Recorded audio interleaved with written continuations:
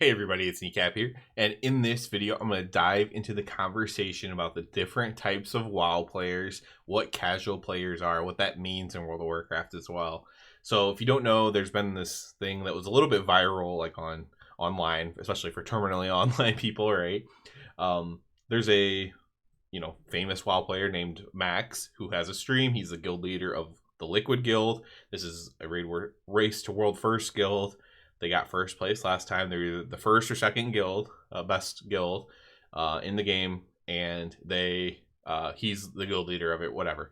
He did a stream. He had on a player that's actually in his guild, and he said some really kind of cringy things about WoW players, and basically anybody who doesn't play the game exactly like him is a NPC. It is a terrible person, and blah blah blah. It was really cringy.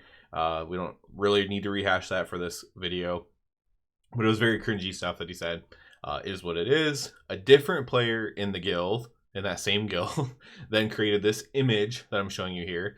I believe their name is Liquid Stacked, and this is from their Twitter account, Alley Parser. I couldn't find any YouTube channel. I couldn't find. They had a stream, but they don't stream, so there's nothing really to promote that even though I'm using their image, right? I can't like send you to their channel or anything because they don't seem to really make anything content wise. But yeah, it's from their Twitter account, Alley Parser, and it's Liquid Stacked who made this original image. I'm gonna go through it.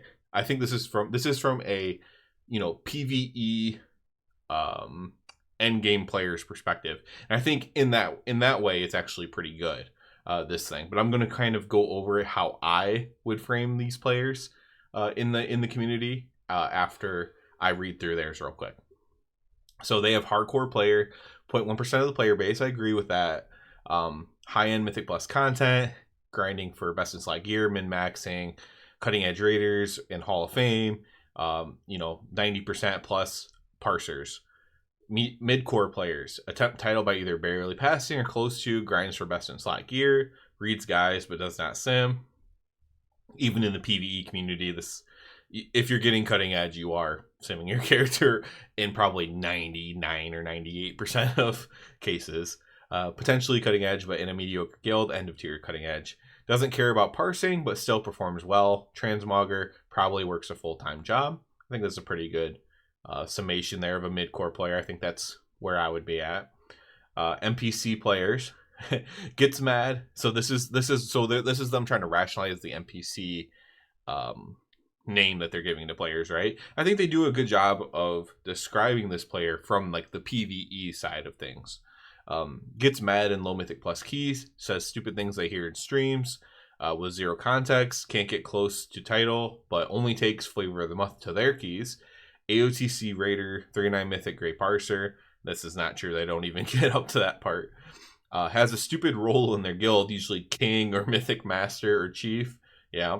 Green Parser, leaves after one wipe, has the elitism helper add-on, usually plays a body type 2 player model. Often you'll find these people in Max's stream chat or lifelong sub of Tolly, throwing Tolly under the bus. Post often on WoW forums, spewing literal misinformation. I do think a lot of this stuff is true, and some of it was even funny. From the PvE side, I think the most thing that's true is like they're not good at all, but they'll only take like the best players they can find to their keys, and then they'll play bad, and then they'll yell at everyone else, right? I think that part rings extremely true. I also think the role in your guild being like king or chief is also very true and very funny. Casual players from this perspective. So this person is actually conflating casual with mid-core here, kind of, because these are kind of the same thing in PvE. And like I get that they don't know that because they're like way up at the top, but like mid-core and this description of casual are kind of the same thing. And if you're in this range, you'll kind of understand here. Farms, mounts, and achievements, typically has really good transmogs, nice in keys, and probably hovers 1620s and says thanks guys at the end of key regardless of timing. Has zero opinion of rating Mythic Plus balancing. AOTC Raider to see end boss for lore reasons. Does world quests, will craft your stuff for free, and very nicely say tip if you want. Has a pet out, will emote you in Valdraken while you're AFK. Has 10 plus characters and add-ons that track their boss kills. Again, this is from a PvE perspective. and it is kind of conflating mid-core and casual together in a lot of ways. It's like a casual mid-core player is this purple one, and that also does some of the blue stuff. But what I would say, I agreed with most of this. What I would say for casual PvE player, so definitely farms monster achievements. That's correct. Has good transmogs, correct. Nice in any keys that they do, but it's not going to be 1620s. It might be 1s, 2s, 3s, 4s, 5s, whatever like their friend group could handle probably. And they are going to be nice, so to any pugs in those. I agree with that.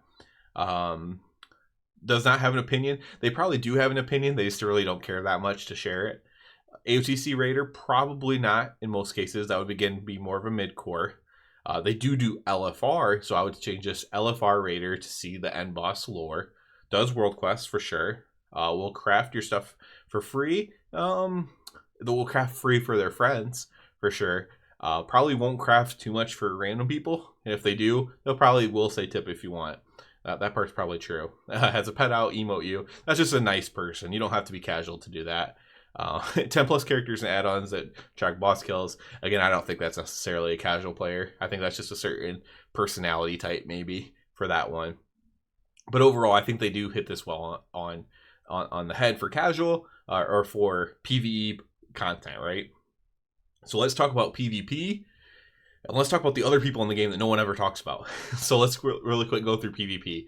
So PvP, high-end arena content, always has the elite gear. You are, mid-match. You are testing things out the same way as the hardcore PvE player is. Again, gladiators, they get there. They always get gladiator every time, and they can help other people get gladiator. They're just really, really good at the game. Mid-core PvP players, these are people that do some arena, they do rated battlegrounds, they they might get gladiator, they might have gotten gladiator once or twice or something like that, but it's definitely not something that they always do. They can't play as much. One thing what's important to mention too between mid-core and hardcore is this probably works a full-time job part.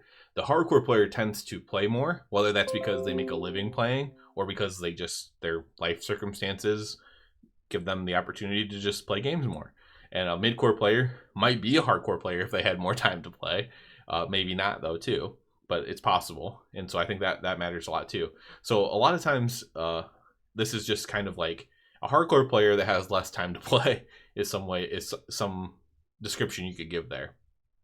NPC players in PvP, basically the same thing. It gets mad in solo shuffle, gets mad everywhere they go, just say stupid crap that they hear. Again, you could just pretty much cut and paste this between PvE and PvP for the most part.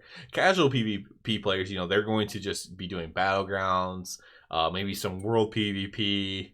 They're going to be trying to lead the battleground, telling you not to give up, but in like a very positive way, not like in a mean way or whatever. Or they're going to say, we're just here to have fun, guys, or whatever. And it might make you mad if you're actually trying to win. And, these are the kind of people, they have like unbelievable amount of honorable kills and stuff like that because all they do is just queue random battlegrounds because they think it's fun. And that would be like the casual PvP player. Now, let's talk about the players that people don't talk about a lot. And these groups still exist underneath these players too. But you have like collectors, right? And people like, oh, hardcore, a collector is a casual. They're not a hardcore. No, if you've collected like nearly everything in this game, which some people have, you are hardcore and you are 0.1% of the player base, as this image would suggest, if you do that. So you have collectors up here, right? Mid-core collectors. So that would again be me. So I'm a mid-core again here. I collect things that I like in the game that I am willing to put time in to do, because I think it's actually cool. Like I have to get something out of it. Like for me, I know in the hardcore especially, there's a thought where +1, like, oh, it's just +1, it's just +1. I don't have that mentality. For me, it actually has to be cool, like in my own head, and then it'll feel cool to get, and it feels cool to earn it, even if it only feels cool for a day or a week or whatever. It feels cool to do. And so then I go for that. So I'm like a mid-core collector, I guess you would say. And so I know those people exist because I am one. NPC players in collecting, these people are, they want to collect stuff in theory, but instead they say, let's say it's a mount collector, right? the NPC player mount collector would say things like, oh, I would collect all the mounts, but I don't want to because you can buy store mounts. And so that makes all the mounts stupid and it doesn't matter. And if you like mounts, you're an idiot because, this one mount that used to be only from the trading card game, you can get in the game now, and everything's delegitimized. And all the while, they're not actually doing anything or accomplish anything themselves. They're just like complaining a lot, right? That's what we're kind of getting with this NPC player. That they're just complaining about everything and saying stupid things and having a high view of themselves. And then you have like the super casual mount farmer. I kind of mentioned this before, and it says it in the PvE farmers mounts and achievements, right? So you have like the casual collector. So this person is doing the old raids because they think it's fun to go through one shot the old raids. They think it's fun to loot the gold, sell the items, make a couple thousand gold, and that's a lot to them because they're not buying like potions and flasks for raid. So like they think that's fun to do. And while they're doing that, they might get a mount or they might get an achievement. Not even trying to. And that's like a casual collector. So they're just casually collecting things while they do the things that they think is fun in the game, right? And that's what I would call like a casual collector, right? And there's other versions of collectors that I won't go through, like achievement players. That's slightly different than collecting, even though you're collecting achievements, but it's basically the same thing all the way down. So you have people who play just for achievements. They go through all the achievements. There's people that go through achievements that give the rewards that they like mid-core achievement hunters. Again, NPC players who tell you how stupid achievements are, and they would do achievements if they wanted to, but they really don't want to. And if you go for achievements, you're an idiot. Again, that's NPC players. And then casual players who accidentally get achievements while they do things that they enjoy doing in the game, right? And I think it's important to notice that like you can apply this same basic methodology to basically all the players in the game, but there's so many more players in the game than what we always realize. And I think that it's important to remember. I think it's important to remember when we talk about Dragonflight, and that is a really good expansion. There is starting to be, like, for example, it started a while ago, but it's starting to gain more momentum where, we don't have any chores to do. I saw somebody saying that they want a Torghast back, for example. And I think people get out ahead of themselves when they say this stuff, because it's like, do you really want Torghast back? Because I think people just want to log in and do things that they think is fun or that they enjoy. And what Dragonflight is giving people is tons of different things to do that you might enjoy or you might not enjoy, right? You might not care to go do the Dragon Daycare thing, but somebody does really enjoy doing the Dragon Daycare thing. You might not care about the daily quests at Aeon's Fringe. I think those are pretty cool. The one today was extremely neat. One of the coolest quests, I've like, just from like a meta point of view, that I've ever done in a game. Just, it was a really cool little side quest, and it was really neat, and I really enjoyed it, honestly. And so, that might not be for you though. And then there's the dragon riding races. Those are all over the place, and they're adding more, and they're bringing dragon riding to the whole world, right? You might not give a crap. You might want to have your old mount that just kind of floats there, right? Because that's the way you play the game. But that's fine. That means that the dragon riding isn't for you necessarily, and they're not forcing you. They're forcing you to use it in Dragon Isles for sure, but they're not like forcing you to do the races all the time. And there's just all these different types of content in the game. There's like little things like in all the different achievements and all the different new zones, the Fryrack assaults, the new time rifts, which are extremely popular, like just extremely popular thing that they added to the game. What a hit time rifts were. I think they've really kind of hit on something there with the time rifts. It's kind of a take back on the old Argus system, which is kind of what I talked about before it came out, where you go through the portals and you do like this little scenario or whatever. It's kind of a take on that, and I think it's a good take on it. It's a better take on it because of the rewards associated to it, and they all feel obtainable, and there's a lot of them. And so it's like months of playtime, but none of it's really hard, and it's actually mostly fun. So I think they've like hit on this thing. But just again, to sum up the whole point here, Dragonflight is giving a lot of options of things to do. There's still the end game content. There's still the hard raids. There's still Mythic Plus. There's still Race to World First. There's still the Great Push. PvP has not been great this expansion so far. I don't know that it ever will be great again in World of Warcraft. That's been kind of my opinion, because I think they'd have to change it in a way that you know, the people with the most voice in PvP do not agree with. But you know, there's still, all those things still exist. And they've made less chores for those things. Gearing in PvP is easier. It's much easier just to play PvP than it is in the past, even though it's still not the easiest thing in the world. You still have to understand how certain things work, like embellishment and stuff like that. It's not the easiest thing in the world, but at least there's not 20 systems, right, that you have to learn. There's just like, okay, this is what embellishments are. You know, it's a lot easier than what it used to be.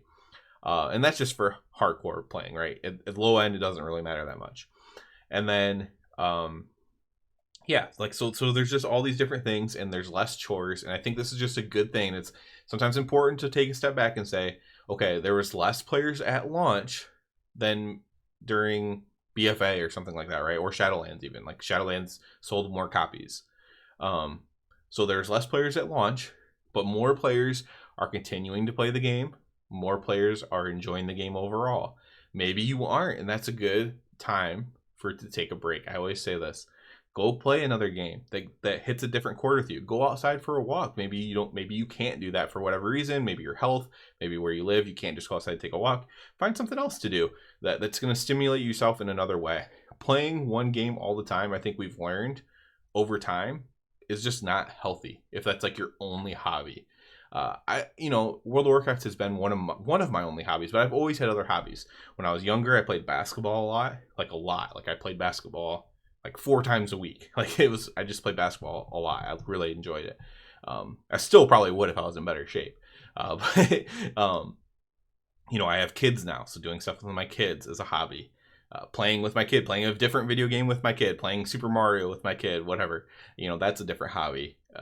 Going and doing stuff as a family with my wife, and going on a hike, or going to play mini golf or something like that, right? And it's important to have these other things that we can do in our life, that we're not always relying on World of Warcraft, because then you're going to get to the point where you're like, well, I need chores to do. Give me some more chores to do. Give me Torghast. Give me islands.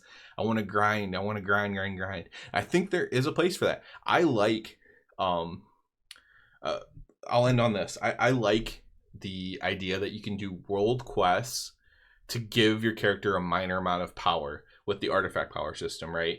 And I get that for high-end people, it felt like they were required then to go do a world quest. I will say, for mid-core players, they did not feel this way. So it was only the hardcore player that felt that way. I actually liked it that it was an option. So I think there is a place for that in the game, but it has to be fun, and it has to be not mandatory and they did a good job with it in BFA, because the diminishing returns on artifact power were extremely high. Once your necklace or whatever got to a certain level, that was like considered the max level for that patch, right? So I don't remember what the levels were. Let's say one of them was like level 50. Once your net got to level 50, all the artifact power you earned after level 50 was extremely diminished. So it would just very slowly fill the 51. I like that. I would like to bring something like that back to the game, to make the people that do primarily just play World of Warcraft have something to do to strengthen their character. I think that's fine to do, because I think there's always achievements to do, it seems like, and always things to collect that they add to the game.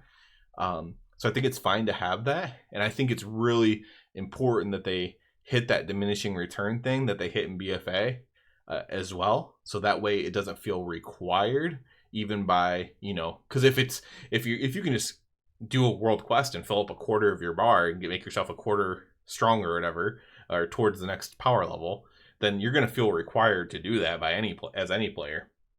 I don't think that's super healthy. So the diminishing returns thing is very important there, but I would like to see that in the game again. So there's just a long video, I guess, just to kind of talk about the different types of players in the game. Let's just all agree that whatever we call them, we don't have to call them NPC players. Yes, the people that get mad about everything and are always hating on everything, yes, we don't like them. It's important not to conflate those players with other players just because you're in a different group, right? If you're in the mid-core group, not the hardcore players aren't necessarily NPC players. The casuals aren't necessarily NPC players. Your fellow mid-core players are not inherently NPC players. They can be. Each group could have these in them, But, it's important to kind of realize that, there's a lot of people play the game for different reasons, but just because they play for a different reason than you does not make them a bad person. So that's it for this one, guys. As always, I do ask you to please subscribe to the channel. It helps me out a lot. And other than that, everybody have a good one.